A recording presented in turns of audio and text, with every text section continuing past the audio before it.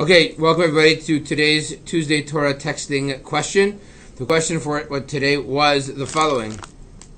A case of chocolate gets delivered to the wrong home, and the children of these people whose house was mistakenly delivered the chocolate to, the children who are under the age of 10, eat half of the crate of chocolate, and the other half of chocolate they throw at each other in a beautiful, lovely food fight. The parents get home from work and the parents go crazy. Oh my goodness, how could you do such a terrible thing?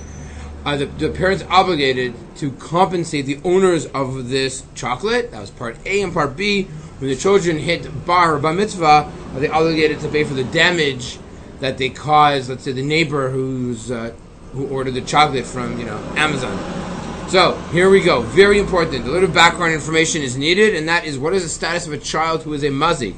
Says the Shulchan Aruch, Katan Sheganav, a person who's a minor who steals, Machzirin Keren LaBalim Im Hu Ba'ayin. If they steal something and it's around and it exists, it must be returned. However, Vim Eino Ba'ayin, if it's not there, it's gone, Pater Af Lachar Shigdal, they're exempt from paying back the item. Says the Shulchan Aruch, actually by the laws of Shabbos, says the following, Mikol Makom.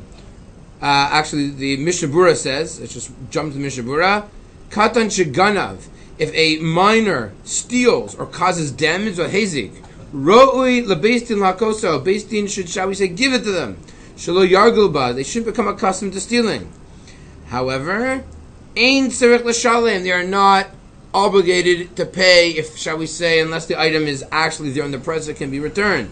However, lifnei mishurat hadin is considered meritorious, it is above the letter of the law.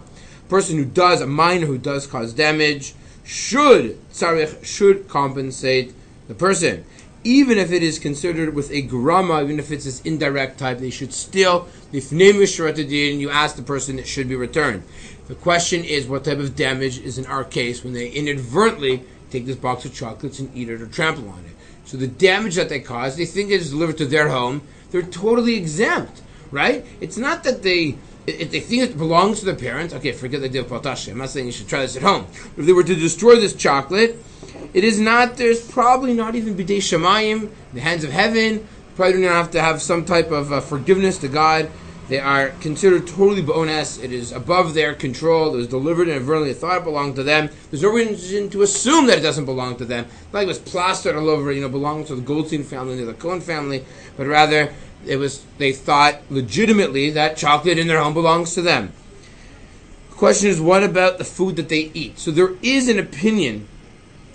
The vast majority of poskim argue that they don't have to pay anything. There is an opinion by the Shvus Yaakov that says that a katan, a minor, when he gets older, should actually compensate them.